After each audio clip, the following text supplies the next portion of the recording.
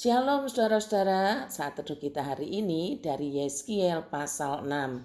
Saya mengajak kita sekalian tetap semangat, tetap setia di dalam memelihara iman, supaya kita dapat bertahan di dalam dunia ini yang penuh dengan kejutan-kejutan, penuh dengan hal-hal yang tidak kita ketahui.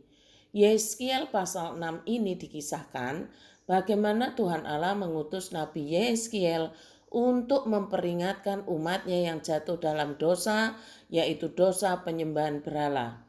Menyembah berhala itu artinya menyembah Allah lain, melayani ilah lain selain Allah semesta alam. Mengapa bisa menyembah Allah lain? Saudara, ini soal umat. Umat yang punya firman, umat yang punya kitab para nabi. Mengapa bisa menyembah Allah lain? Motifnya adalah motif ekonomi. Mengharapkan kemakmuran dan kelimpahan dengan jalan cepat dan pintas.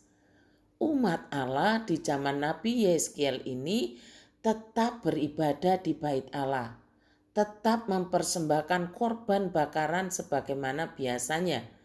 Tetapi hati mereka tergoda untuk menyembah Allah lain juga, seperti bangsa-bangsa yang ada di sekitar mereka yang tidak menyembah Allah semesta alam, tapi hidupnya begitu makmur, begitu sukses, begitu jaya. Umat Allah mencontoh apa yang dilakukan bangsa-bangsa itu supaya mereka juga cepat dapat makmur dan kuat seperti mereka, yaitu salah satunya menyembah di gunung-gunung. Mengapa di gunung? Doktrin yang mereka percaya adalah gunung itu kan tinggi, menjulang ke langit. Mereka beranggapan dengan menyembah gunung-gunung, mereka lebih dekat dengan Allah-Allah yang ada di angkasa karena posisi gunung yang menjulang tinggi. Padahal yang namanya umat sudah diajarkan bahwa Allah tidak usah dicari di tempat-tempat tinggi, tidak usah dicari di lembah-lembah yang dalam, tidak usah dicari di samudra raya. Mengapa? Karena Allah yang Maha Kuasa dan Maha Pencipta itu telah tinggal di antara umat. Allah tidak pernah mengingkari janjinya yang telah diikatnya dengan umatnya sejak zaman Abraham yang ditulis dalam Kejadian 17 ayat 7. Aku akan mengadakan perjanjian antara aku dan engkau serta keturunanmu turun-temurun menjadi perjanjian yang kekal, supaya aku menjadi Allahmu dan Allah keturunanmu. Tetapi toh umat masih tergoda untuk mencari Allah yang lain, yang dipikirnya dengan menyembah di puncak-puncak gunung, semua doa permohonannya lebih cepat didengar dan dijawab. Karena apa? Karena alasan ekonomi, karena alasan kemakmuran. Melalui Yeskiel pasal 6 ini, Tuhan Allah memperingatkan umatnya. Sekarang mari kita perhatikan dengan seksama bagaimana Allah bertindak terhadap umatnya yang menyembah berhala dengan memuja ilah-ilah di atas gunung seperti yang dilakukan bangsa-bangsa lain. Alkitab mencatat demikian. Ayat 6 saya akan bacakan lambat bagi saudara. Demikianlah firman Tuhan. Di mana saja kamu diam, kota-kotamu akan menjadi reruntuhan dan bukit-bukit pengorbananmu akan menjadi sunyi sepi, supaya mezbah-mezbahmu dihancurkan dan ditinggalkan sunyi sepi. Berhala-berhalamu diremukkan dan ditiadakan. Pedupaan-pedupaanmu diluluhkan dan buatan-buatan tanganmu dihapuskan. Dan orang-orangmu yang terbunuh akan berebahan di tengah-tengahmu, dan kamu akan mengetahui bahwa akulah Tuhan. Tetapi sebagian, yaitu yang terluput dari pedang, akan kutinggalkan hidup di antara bangsa-bangsa, bila mana kamu dihamburkan ke negeri-negeri itu. Tahukah saudara mengapa Tuhan Allah menjatuhkan hukuman atas umatnya? Ternyata jawabannya adalah supaya umat mengetahui bahwa Tuhan yang mengikat perjanjian dengan umatnya itu adalah Tuhan Allah. Dan tujuan penghukuman supaya umat mengetahui bahwa Tuhanlah Allah diulang dalam ayat 10 yang berkata, dan mereka akan mengetahui bahwa akulah Tuhan dan bukan cakap angin. Kalau aku berfirman hendak menjatuhkan malapetaka ini atas mereka. Tuhan Allah mengulang lagi tujuan penghukuman supaya umat mengetahui bahwa Tuhanlah Allah di ayat 13 dan 14. Apa maksud Tuhan dengan mengulang-ulang bahwa akulah Tuhan, bahwa akulah Tuhan? Apakah umat tidak mengetahui dan tidak mengenal bahwa Tuhanlah Allah? Maka saya harus menjelaskan pada saudara begini. Umat itu tahu persis bahwa Tuhanlah Allah, tahu persis. Apalagi umat sudah punya kitab para nabi yang menjelaskan hal itu. Bahkan ada nabi-nabi yang masih hidup yang menjelaskan secara langsung seperti Nabi Yeskiel ini. Tetapi mengapa kalau sudah tahu kok ia tetap masih menyembah berhala, masih menyembah ilah lain? Nah, penjelasannya begini saudara. Pikiran umat zaman itu dikuasai dengan pikiran ekonomi. Pikiran bagaimana makmur, pikiran bagaimana kuat seperti bangsa-bangsa lain. Yang ada di hati mereka adalah bagaimana sukses dan menjadi kaya. Yang ada di pikiran mereka hanyalah soal kemakmuran, kekayaan, itu saja yang terus dipikirkan. Karena itulah Tuhan Allah menghukum mereka dengan apa yang telah dilupakan oleh mereka.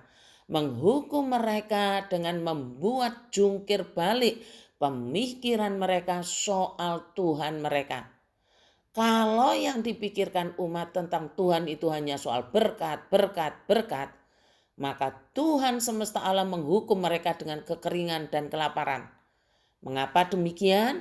Supaya umat mengetahui bahwa Tuhan yang sebenarnya bukan hanya dapat mendatangkan berkat-berkat saja, tetapi juga dapat mendatangkan kekeringan dan kelaparan.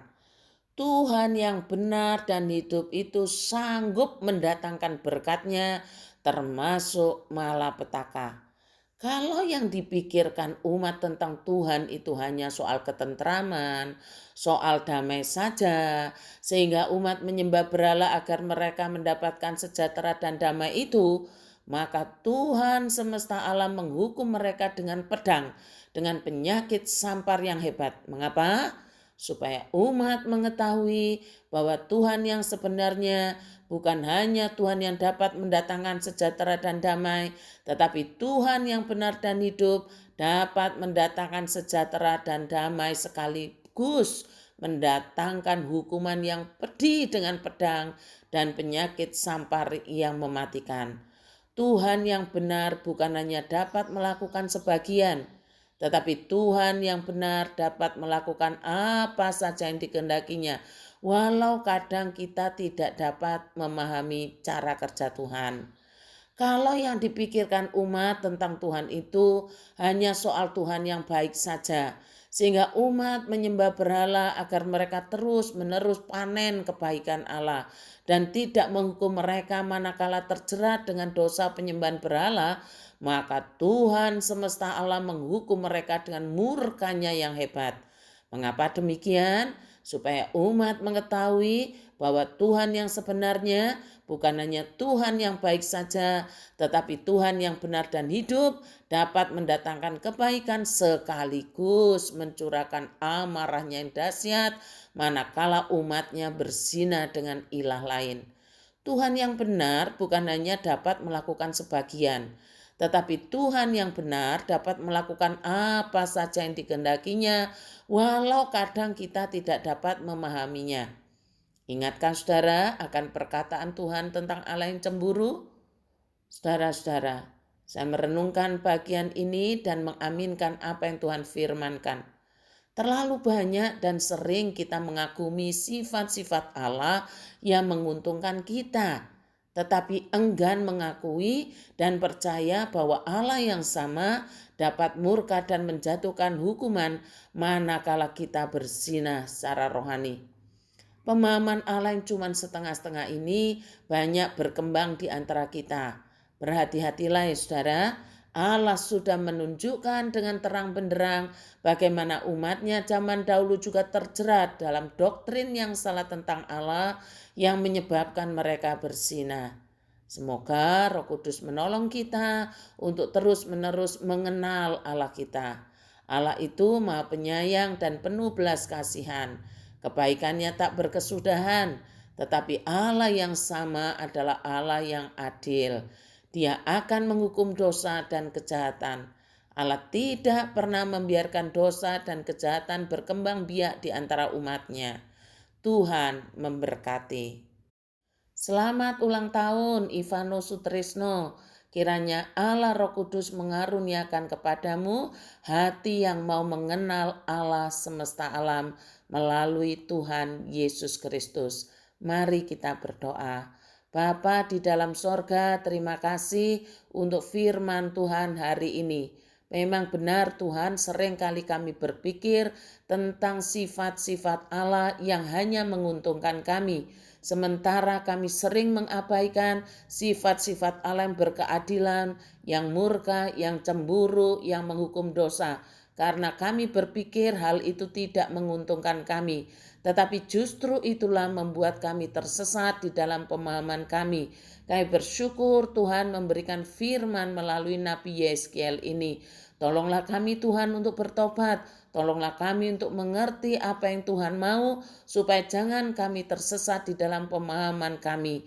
Terima kasih Bapa, berkati gerejamu, berkati dengan pengenalan akan Tuhan yang benar. Berdoa untuk Ivano yang berulang tahun hari ini Tuhan, kiranya Engkau menolong anakmu ini memiliki hati untuk mengenal Tuhannya, mengenal Allahnya melalui Tuhan Yesus Kristus.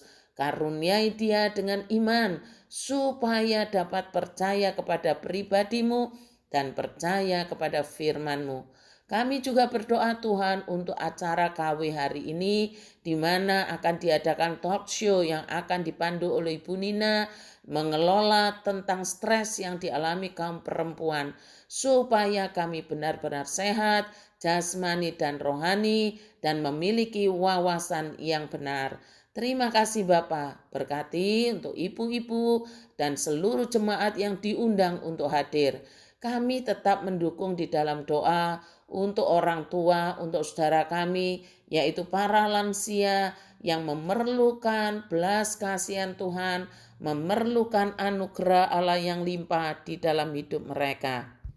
Menyerahkan ke dalam tangan-Mu Ibu Maliana Muntu, Bapak Basar Subagio, Ibu Maria Wijiati, Ibu Lili Sugianto, Bapak Suwito, Ibu Grace Lili, Bapak Daniel Henry Wiono, Ibu Trivena Wirawan, Bapak Yudi Wirawan, Bapak Cia Tongho, Ibu Leli Susanti, demikian juga untuk Oma Roswira Wiwit.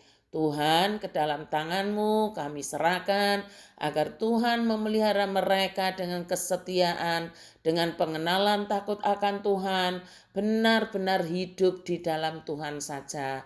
Terima kasih Bapa di sorga, kami bersyukur, kami berdoa di dalam nama Tuhan kami Yesus Kristus. Amin.